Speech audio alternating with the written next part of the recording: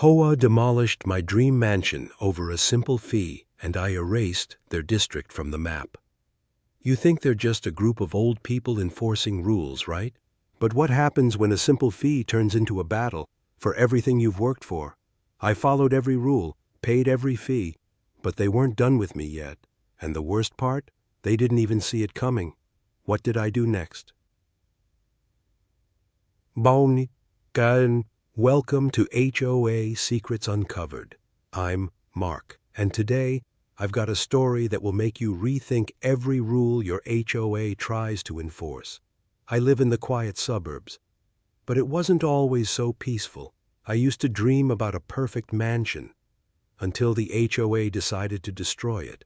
Stay tuned to find out how I turned the tables and wiped them off the map for good. Let's dive into this wild ride. HOA demolished my dream mansion over a simple fee, and I erased their district from the map. The president of the HOA had just handed me that absurd bill. Her smile was wide, but there was something off about it. I couldn't put my finger on it, but I knew something wasn't right. I glanced at the paper in my hand. My heart started racing. It was a bill for unpaid fees, but I had never missed a payment. How could this be? I mumbled to myself, staring at the figures on the paper. It made no sense. I had just moved into my dream home, my mansion, tucked away on the side of a mountain. I had worked my entire life for this. Every dollar I saved, every sacrifice I made, brought me here. This place was supposed to be my sanctuary, a place where I could escape the noise of the world. But here I was, standing in front of a stack of paperwork that threatened to ruin it all. I thought back to the day I bought the house, the excitement, the pride, the sense of accomplishment. I remember walking through the front door for the first time, taking in the wide open. She placed a folder in front of me. "This is what we're dealing with," she said, opening it up. Inside, there were several sheets of paper, and they all pointed to one thing: me. There were fines for everything. First, it was the lawn. Apparently, it was too tall and had violated some obscure HOA rule. Then, it was the fence, the wrong shade of brown. Next, the mailbox. Apparently, it was too high off the ground by an inch or two. I couldn't believe it. I thought I was just a regular homeowner, following the rules, trying to live my life. But according to the HOA, I was a violator, a problem that needed to be fixed. "I've paid every fee," I told her, trying to keep my voice steady. "There's no way this is right." Her smile never faltered. "Oh, we're aware, but these fines have to be paid. The rules are clear." Her eyes never left mine as she spoke. There was something almost sinister about it. She wasn't just enforcing rules. She was enjoying this. I felt my anger start to rise, but I held it in. I had worked too hard for this house to let some petty bureaucrat take it away from me. "So, what happens if I don't pay?" I asked, my voice calm but firm. Her smile grew even wider. "Then we'll have to escalate it." Escalate it.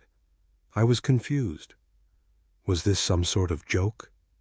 But the look in her eyes told me this wasn't a joke. She was dead serious. I left the office, my mind racing. I had been warned about HOAs before, but I never thought it would happen to me. I had no idea what was about to unfold.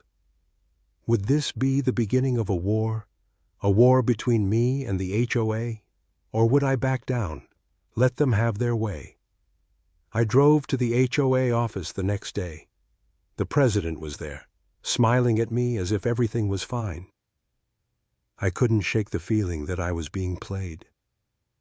The papers she had handed me were cold and professional, detailed, methodical. But she leaned back in her chair, never breaking eye contact. It was like she was enjoying my discomfort. "These are all part of the rules, Mr. Mark. And you signed the agreement when you moved in. We're just doing our job." Her eyes glittered as she spoke, her tone dripping with a sense of superiority. You see, in our neighborhood, we take the rules very seriously. If we didn't, chaos would ensue. People might start painting their houses neon green, or worse, they might forget to mow their lawns. This is about keeping order, Mr. Your name. I could feel my blood starting to boil again. How could she stand there and talk about order when everything she said was just about control? The HOA wasn't keeping order. They were making up rules to squeeze every last penny out of homeowners like me. You're telling me that this is all just to keep order? I asked, my voice a little sharper than I intended. I thought the HOA's job was to ensure we had a nice, safe neighborhood, not to profit off of every little mistake. She didn't flinch. She just smiled. Of course, Mr. Mark. But you'd be surprised how quickly small things add up. You'll find that when you play by the rules, you'll never have any problems. I felt like I was being patronized. She wasn't even trying to hide it. The whole situation was beginning to feel like a game, and I wasn't sure if I was the pawn or the fool. Well, I said, standing up, I don't think I'm going to just roll over. I'm not paying these fines. The president didn't react immediately. Instead, she reached into her desk drawer, pulled out a thick file, and slid it across the table toward me. This is your file, Mr. Mark, she said, her voice as cold as ever. We've been keeping track of everything. And if you refuse to pay, we'll have no choice but to escalate it. And trust me, you don't want to find out what happens when that happens. I looked at the file. My heart dropped.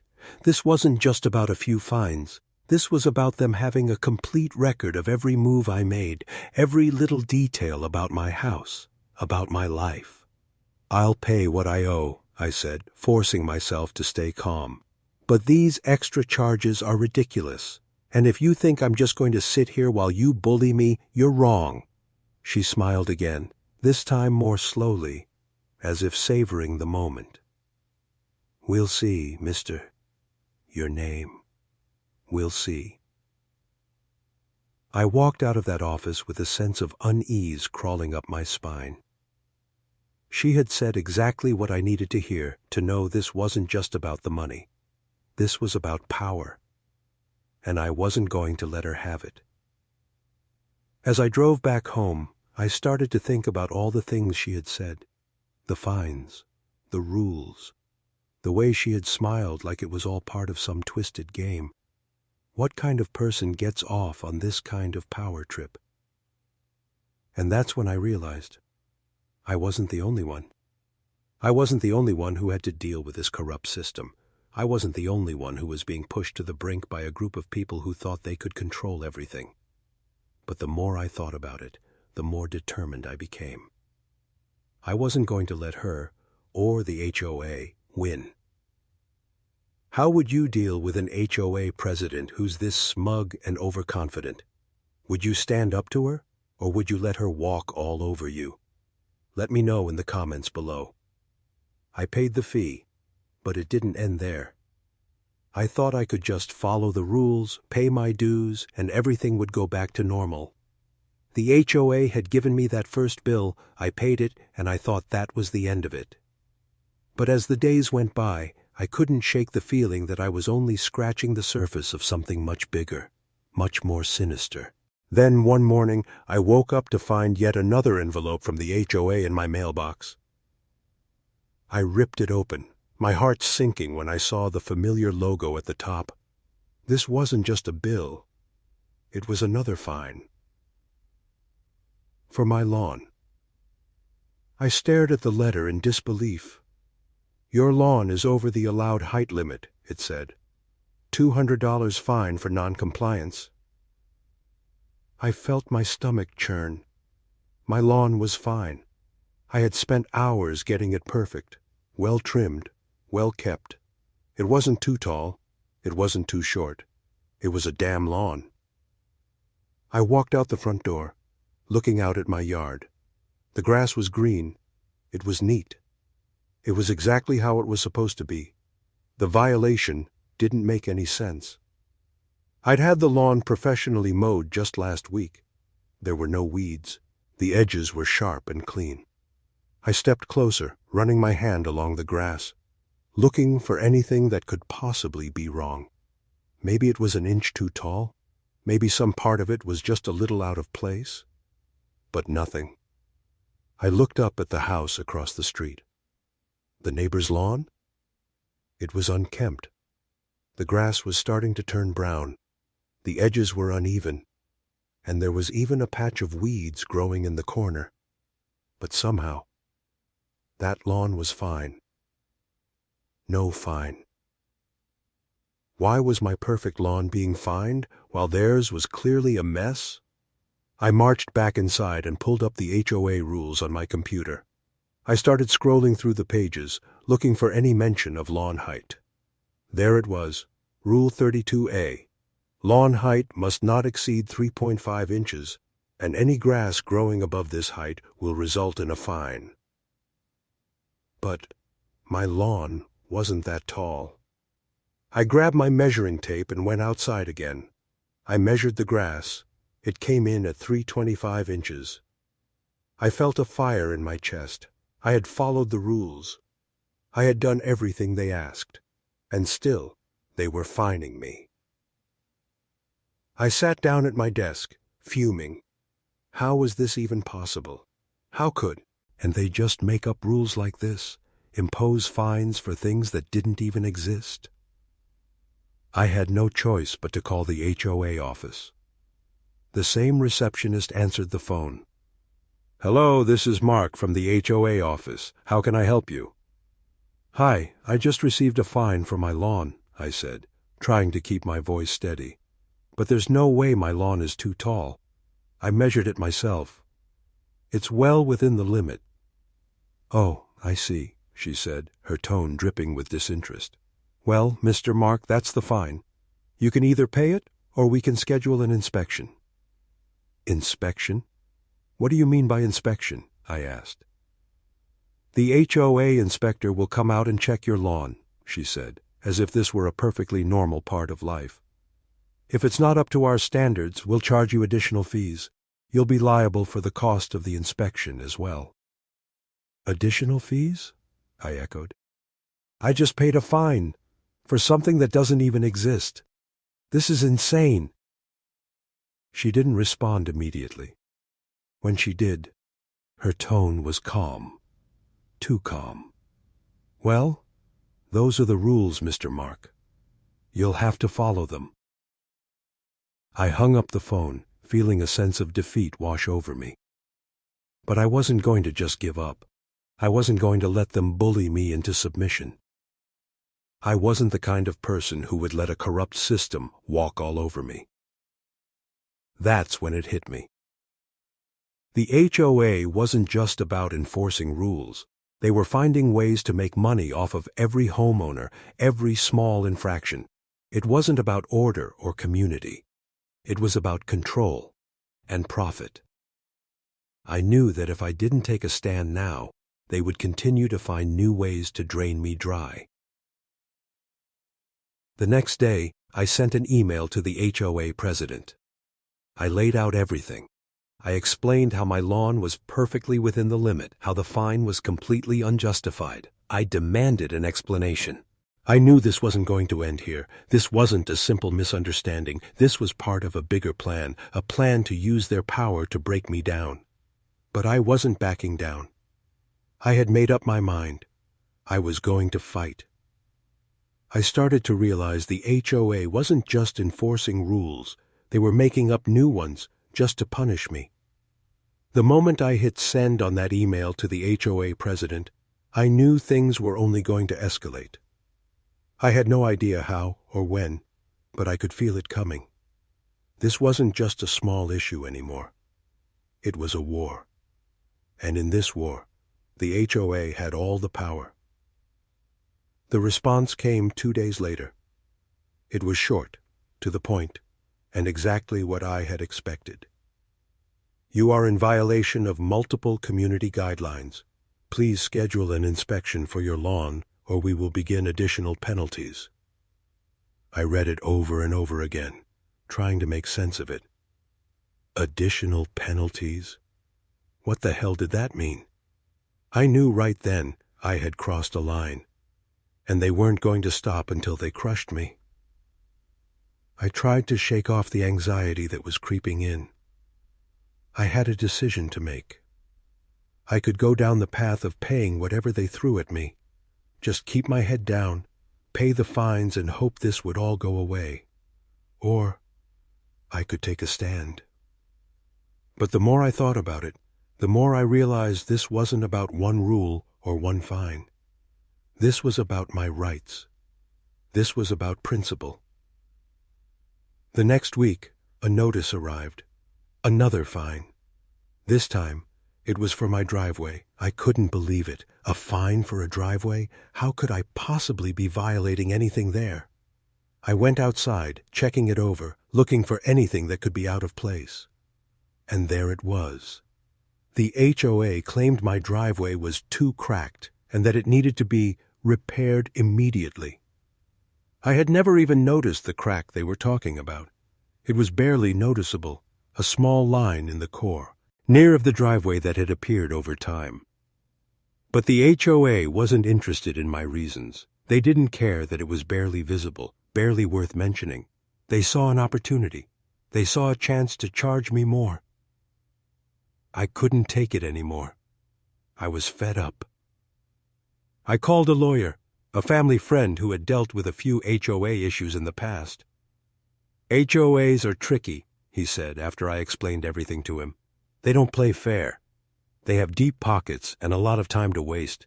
You need to get on top of this before they drag you into a legal mess. I didn't want to get dragged into a legal battle, but it was starting to look like that was the only option. I wasn't about to let them destroy my life over petty fines. Then came the final straw. The HOA sent a certified letter. It was from a collections agency. I couldn't believe it. I was being sent to collections for something as ridiculous as a lawn height fine? It hit me like a ton of bricks. They were serious. They weren't just sending me fines. They were going to ruin my credit. They were going to destroy everything I had built. I felt my blood pressure rise as I read the letter. The idea of losing my home, my credit, all of it, over a few fines that were clearly unjust. Something had to give. That night, I didn't sleep. I lay awake, staring at the ceiling, running over every possibility. I had one choice: fight back. I started looking into my rights. I read through every single contract and document I had signed with the HOA. I searched for loopholes, for ways I could expose the system they had set up. I even called a few neighbors who were also dealing with fines. Turns out, I wasn't the only one. There was a growing frustration among the residents of the neighborhood. Everyone had a story. One neighbor's pool was deemed too deep, another's paint color was too bright. It was clear now. This wasn't about making the neighborhood a better place. It was about control, power, money. I had a plan, but I wasn't going to take it lying down. I had to expose what they were doing. The next morning, I decided to do something drastic. I called a town hall meeting. I knew I couldn't fight this battle alone. I needed to bring the whole neighborhood into this. I needed everyone to understand that we were all being targeted, that this wasn't just about me. It was about all of us. At the meeting, I laid it all out. The fines, the unreasonable inspections, the power trips. I explained how the HOA was exploiting every homeowner, using every excuse to take their money. It wasn't just me. It was everyone. And as I looked around, I could see the shift. People were starting to realize that they weren't alone. They had been silenced for too long. They had been quietly paying fines, accepting whatever the HOA handed them. But now they were starting to speak up. I didn't know what would happen next, but I knew this fight was far from over, and no matter how powerful the HOA thought they were, I was ready to take them on. Would you take a stand if you were in my shoes? Or would you just pay the fines to avoid the stress? What's the line for you when it comes to fighting back against an HOA? Let me know in the comments below. I knew what I had to do. I started following every rule, to the letter. It wasn't enough to simply resist. The HOA had underestimated me, and I was going to use their own system against them. If they wanted to play by their ridiculous rules, I would play along. But this time, I would do it my way. I decided to follow every rule they had. Every single one. At first, it felt like giving in, like I was conceding defeat. But the more I thought about it, the more I realized it was my best shot at turning the tables. I was going to force the syndics, HOA, to follow their own rules. And let me tell you, they weren't ready for what was coming. I started small, fixing every little thing they had previously fined me for. The lawn? Perfectly measured, right to the last inch. The mailbox? It was lowered to the exact height they required. The cracks in the driveway? Filled and sealed. I didn't stop there. I began documenting everything. I took photos of my perfectly manicured lawn, the freshly painted fence, and the mailbox standing at exactly the right height. I had every detail covered, making sure to leave no room for any more fines. It was like I had become an ideal HOA homeowner. Everything was perfect, from my hedge to my house number. I was setting the stage, playing their game. But I wasn't done yet. One by one, the neighbors started to notice. They had been watching my quiet war against the HOA, and now they were seeing something different. They were seeing me follow every rule, and yet somehow, it wasn't making a difference. At first, the HOA left me alone. It felt like a brief moment of peace, but I knew it was only temporary. They couldn't leave me alone forever. Then, a week later, I got another letter. It was from the HOA again, and this time, it was different. While we appreciate your compliance, we have noted that your fence color does not perfectly match the community standard. You will need to repaint your fence immediately to comply with our exact specifications. Failure to comply will result in a fine. I stared at the letter in disbelief. My fence was the exact color it was supposed to be. It had passed the inspection when I first moved in. But now they were changing the standards. Now my fence didn't match the community standard perfectly. This wasn't just a fine anymore. This was manipulation. They were twisting the rules to fit their agenda. But instead of getting angry, I felt a sense of satisfaction. This was it. This was the moment where the tides would turn. I wasn't going to repaint the fence. No, I was going to do something much better. I was going to push their system to its breaking point. I went to a local paint shop and bought the exact shade of paint that the HOA now required. I spent an entire weekend repainting my fence to their exact specifications, right down to the smallest detail. But here's the thing. While I was doing it, I realized something. The more I followed their rules, the more absurd it became. They kept changing the rules, kept looking for new ways to create violations. It was like a game they played to control us. Once the fence was done, I emailed them again. I included a list of every single thing I had fixed with before and after photos. I wanted to show them that I had complied with every single rule they had thrown at me. Their response? You have met our expectations.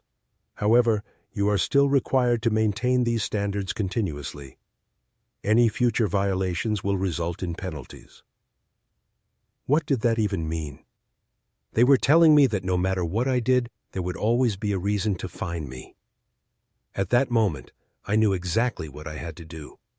I didn't just want to comply. I wanted to destroy their system from the inside. I wanted to make it clear that they were exploiting homeowners for their own gain, and I was going to be the one to expose it.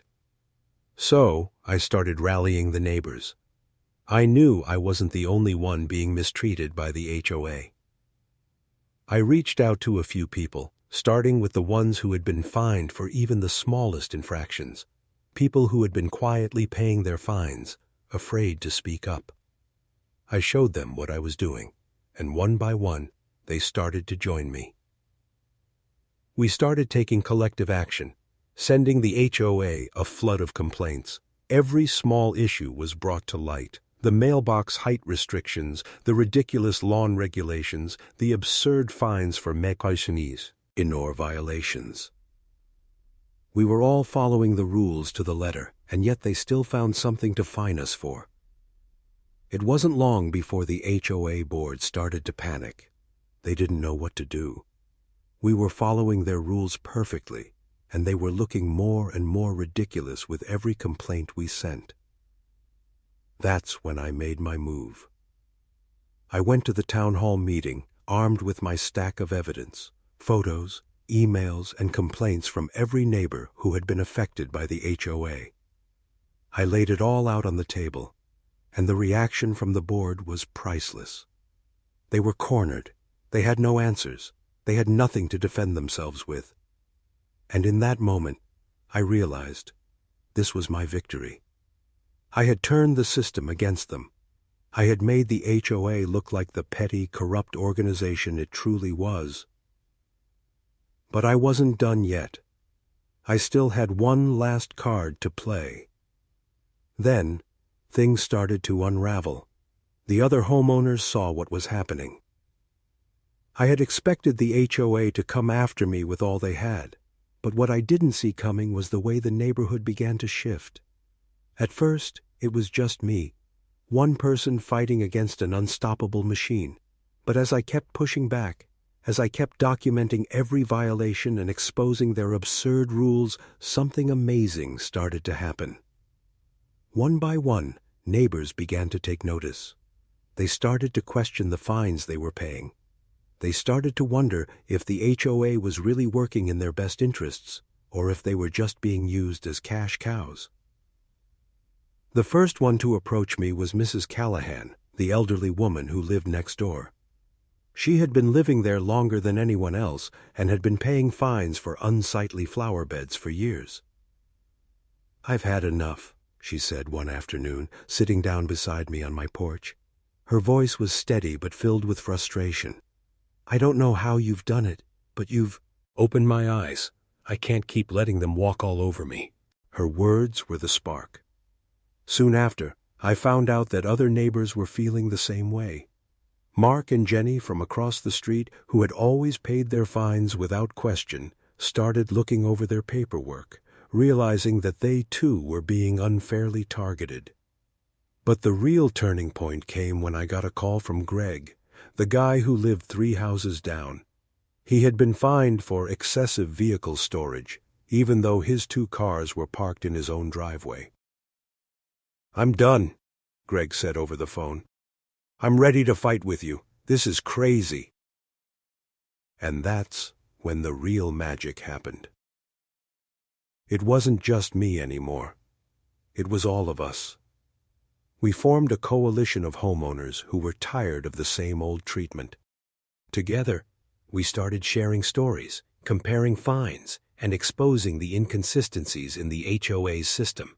And the more we talked, the more we realized that the HOA was deliberately targeting certain residents, fining them for the most ridiculous things. But there was one thing we hadn't considered: how far they were willing to go to hold on to their power. A week later, we got a letter from the HOA board, and it was worse than we could have imagined. "Due to recent events," it read, "the HOA will be increasing all fines, enforcing stricter regulations, and implementing surprise inspections of all properties." The words hit like a ton of bricks. The HOA wasn't just doubling down. They were launching an all-out assault. They were going to make sure everyone knew who was in charge, even if they had to break their own rules to do it. But we weren't backing down. The more they pushed, the harder we fought back. It felt like we were starting a revolution. But this time, it wasn't just about one person. It was about the entire neighborhood taking a stand. I called another meeting, but this time it wasn't just to talk about fines. It was to strategize. We couldn't just sit around and wait for them to keep raising the stakes. We needed to hit them where it hurt, right in their power. We started by documenting everything, every inspection, every letter, every fine. We even began a petition to disband the HOA, showing the town how much support we had. The more signatures we collected, the stronger our movement grew. People began to realize they didn't have to be afraid of the HOA anymore. And as the movement gained momentum, something strange started to happen. The HOA began to slip. Their inspections became erratic. They couldn't keep up with the sheer volume of complaints and petitions coming their way. It was like their grip on the neighborhood was slipping through their fingers. But the most satisfying part? Watching the board members scramble. They weren't in control anymore. They were reacting to us. They were on the defensive, and we had them exactly where we wanted them. As the petition spread, the mood in the neighborhood changed. People who had been too afraid to speak out started to join us. The local news even picked up on the story, covering the residents' fight against the HOA. It was no longer just a neighborhood issue. It was becoming a public spectacle. And that's when I knew we were close to winning. The HOA could only push us so far. Their own actions were catching up with them. Their ridiculous fines, their constant inspections, they were all being exposed for what they really were, a scheme to control people and take their money. We weren't going to let them win. I had no idea how far we could take this, but I knew one thing for sure. We were going to see this through to the end. Would you have the courage to take a stand like this? Or would you be too afraid of what the HOA might do next? Do you think the HOA's power can really be broken? Or is it just too entrenched in the community to be stopped? Let me know what saints. Know in the comments below. In a final twist, I took it further.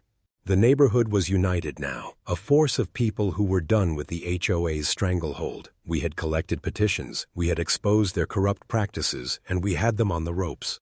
But I knew it wasn't enough. The HOA board had proven time and again that they would do anything to stay in control, even break the law if necessary. I had to hit them where it hurt the most, their power. I wasn't just going to win this battle. I was going to obliterate their grip on this neighborhood. I had to make them regret ever crossing me. The first step was getting the media involved. I knew that if we could get the story out to the public, the HOA's carefully crafted image of enforcing community standards would crumble in the face of the truth. I reached out to a local news station that had covered some HOA-related issues before. I gave them the full story, the fines, the manipulative tactics, the corruption, and they jumped at the chance to cover it. I sat down for an interview, explaining how the HOA had targeted homeowners, using petty fines to generate revenue, and how the board members had used their position for personal gain. The news segment aired that evening, and it didn't take long for it to spread like wildfire. The next day, I received a call from one of the board members. "Mr. Your name," the voice on the other end said. "You've gone too far. This isn't just about fines anymore. This is defamation." I laughed. They were mad now. This wasn't just about property rules anymore. It was about their reputation. And it was crumbling. "You have no idea what you're dealing with," the board member continued, his voice thick with venom. "We can make your life a living hell." I didn't care. I had already made up my mind. That night, I went through all the paperwork again, everything I had, every rule they had broken, every violation they had forced on us. I had it all in front of me, and it was time to take the final step. I filed a formal complaint with the city government detailing the HOA's illegal practices, their abuses of power, and the way they had manipulated the rules for their own gain. It was a long shot, but I knew that if anyone could take them down, it was the city council. The next few days were tense. The HOA board tried to make things even harder for us. They sent out more fines, hoping to intimidate us into silence. But we were done being scared. We were done being pushed around.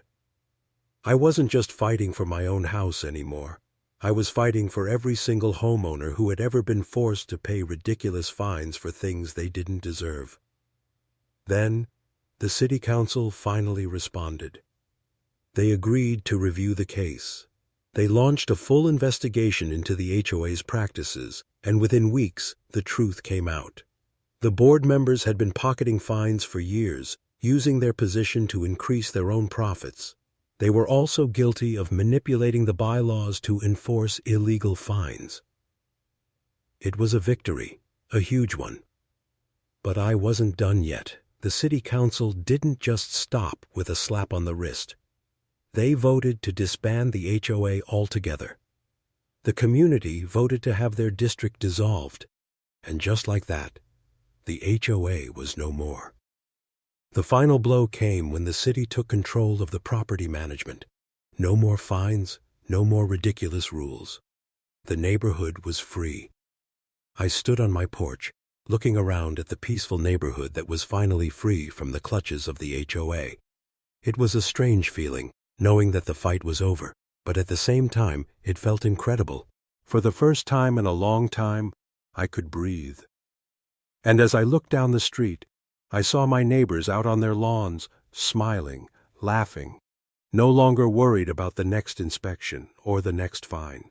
We had won, together. But I couldn't help but wonder how many other neighborhoods were going through the same thing, how many other people were being forced to live under the thumb of a corrupt HOA.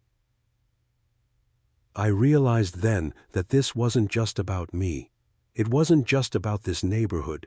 This was a fight for every homeowner who had ever been bullied by an HOA, and it was a fight that could spread across the country. Would you have the courage to take on an HOA that's controlling your life? Or would you walk away, letting them win? What do you think the future holds for neighborhoods ruled by these types of organizations? Let me know in the comments below.